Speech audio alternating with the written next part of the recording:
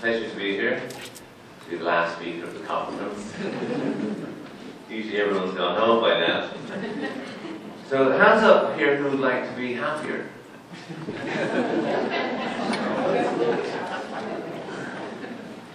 The good news is, as human beings, we are pretty happy because the miserable ones have all died during the course of evolution. So the fact that we're here billions of years later means the happy ones have survived. It's not a new idea, this whole concept of happiness. Indeed, when you look at the Holy Bible, the New King James Version, I know, it states, "A merry heart doeth good like medicine," suggesting that if you're happy, it's better for you than a Prozac. And has less side effects as well. Aristotle, many, many years ago, thought that if you were a virtuous man or woman, you would be happy. Meaning, if you were considerate, ethical, just and kind. He thought that happiness was living well. He also thought that, and this was important as we'll see, that the happy man and woman needed friends. He thought that was one of the most important predictors of happiness in your life, your social network. We're not becoming happier.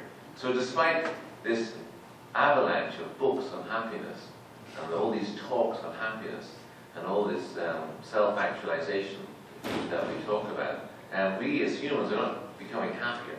We're just sort of getting along the same as we did, years ago. And a very interesting study was done years ago with 180 nuns who were all about to enter the convent. Their mean age was 22, and the Mother Mary Magdalene, head of the convent, came up to the nuns and asked them to write a little autobiography about themselves.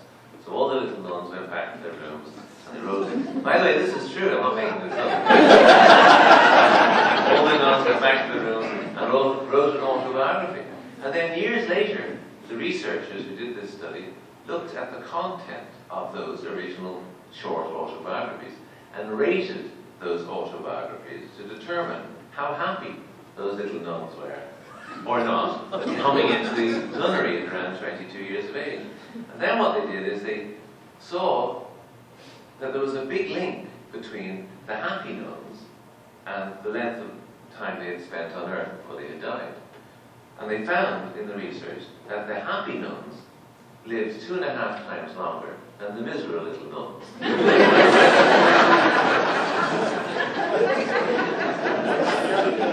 So the bottom line was that positive emotion early in life was leading to longevity. So the study concluded by saying that if you're a happy nun, you live longer. If you're a miserable little nun, you don't live. And by the way, medically, they think, the theory is that if you're miserable and you have a lot of stress and you're just a cantankerous soul, you are upsetting the nervous system, this autonomic nervous system that controls the way you react to stress. So it was very interesting, suggesting that the happy kids live longer. Savoring the moment. This is very important. Savoring means to relish, to appreciate, to enjoy, to cherish, to delight in. And so often we are stuck thinking about tomorrow, thinking about yesterday, rather than really saying, like I just said today to somebody, this is such a beautiful day. What a beautiful day. What a beautiful weekend we're going to have. It's going to be fantastic.